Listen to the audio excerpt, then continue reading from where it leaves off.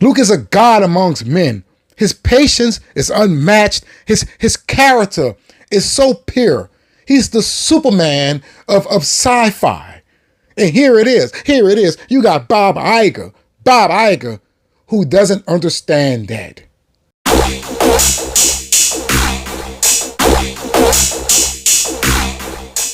This article is coming from sci-fi and fantasygazette.com.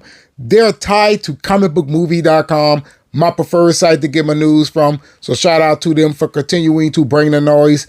It is titled, Was Kathleen Kennedy Bob Iger's scapegoat all along?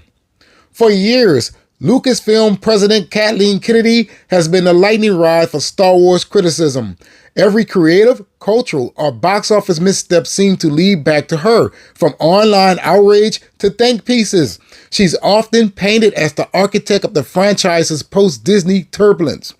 But what if the story isn't as simple as fans have believed?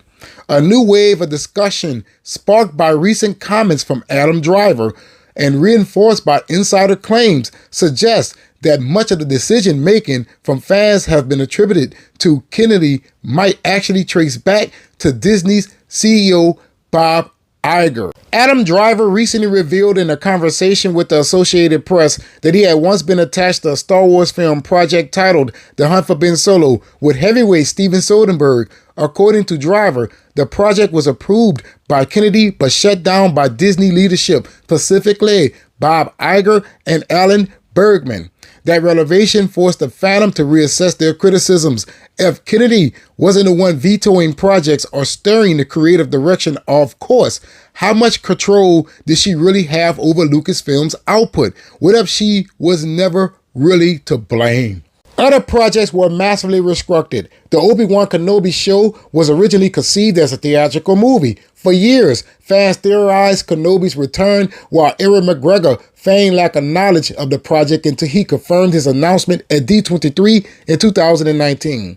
However, the show will be released as a limited series as opposed to the long theorized and later confirmed theatrical film at Iger's decree. A season's worth of script were also written for the fourth season of The Mandalorian. However, after a perceived lackluster third season, Iger purportedly demanded the season be consolidated into a theatrical release in order to fast-track box office dollars. Perhaps the most shocking claim involves The Last Jedi and The Rise of Skywalker.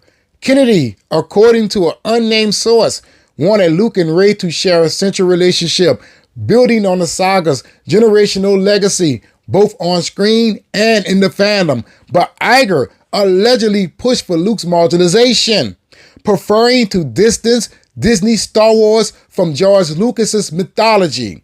If true, this means one of the fandom's core frustrations, the perceived disrespect towards Luke Skywalker, might not have originated with Kennedy at all. So I got a few things to say about this one. First up, the Big Bang, Luke Skywalker. If it's true that Kathleen Kennedy did not want to go that route with Luke, then I apologize to her, right? She understood, if true, that people were not going to like these choices. Now, if Bob Iger definitely interfered and said, hey, I want you to destroy Luke Skywalker, he deserves to be slapped. That's right. And backhand. Don't slap him with your palm. Slap him with your fist.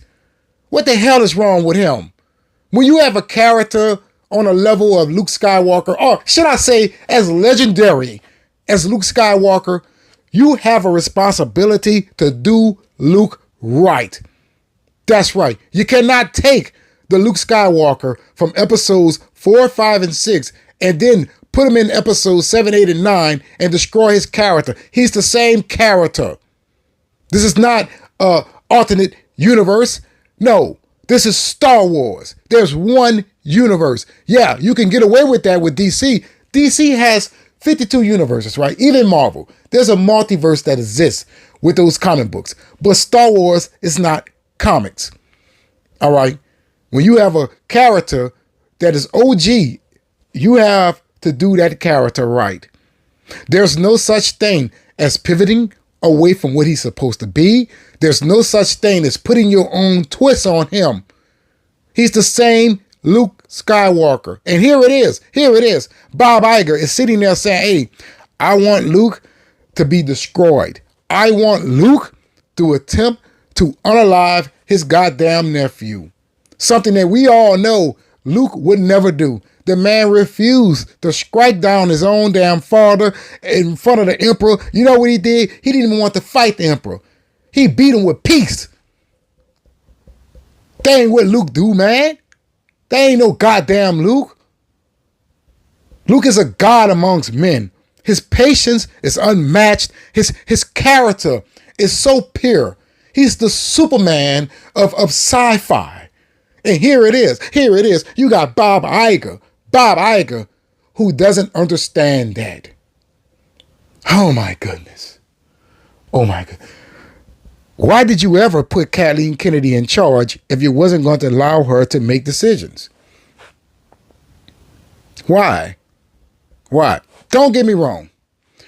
I truly understand that the hunt for Ben Solo might have been confusing. I truly get it. But this is the same man who okayed Emperor Palpatine to return when we all knew that he died on the Death Star. All right? He's gone. He's out of here. He blew up. Nobody. And then you break canon and you try to correct it with some goddamn extended universe comic books. Listen. If you don't understand the product, then don't buy it. It is that simple.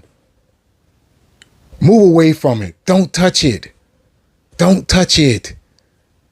If there's an electronic out there that I don't understand how to work it, why would I buy it?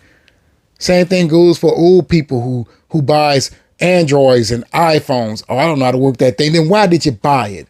Go get yourself a flip phone. Stay away from all of this tech if you're not going to understand it. All right, Bob Iger, he's a lost old man, and it's no coincidence that Disney as a whole, that includes Disney, Marvel, and Star Wars, has been failing. So yes, it is the leadership, the very top up there, the very top. And if you want to keep it real, let's say, well, it's not Bob Iger, it's Kathleen Kennedy. Check this out. Bob Iger is still in charge of Disney as a whole. So if he sees Kathleen Kennedy making mistakes, then he has the right to go down there and correct her ass. And speaking of Kathleen and Bob, I guess we now know why she continues to hold on to her job. Because she's doing her goddamn job. She's doing everything that Bob is telling her to do. Why would you fire somebody like that when they follow every directive that you're giving them? I'm not going to fire my most loyal servant. No, that person is going to stick around. Kings do not slay their goddamn slaves. All right. This man is running Disney like Death Row Records. Get him away from there. He's adding to the devastation of the financial state of Disney, all solely because he's in charge of a lot of IP that he just simply do not care for. That is what's going on here. All right. Same thing that happened with Black Panther. Right. They said, hey, we're not going to recast. If I was Bob Iger, I would have said, yeah, we're going to recast. We're not going to recast right now. We got to give Chadwick the respect and lay him to rest peacefully and respectfully. Right. But we're going to recast. All right. Maybe not today. Maybe not tomorrow. Hey, it might even have to wait till next year. But as the head of Disney, we're going to recast. We understand exactly how important T'Challa is. But as you can see, he doesn't recognize Luke as being important. So why would he recognize T'Challa as important too? Man, it's hard to be a fan. You think I like getting on this platform, ranting like this every day? No, I don't want to do this. This is not me. I want to have fun with the things that I grew up with. I want to love it. Okay. I want to get on this platform and have fun. I hate to have to report these negative headlines to all of you, but the 4KO has to keep it real.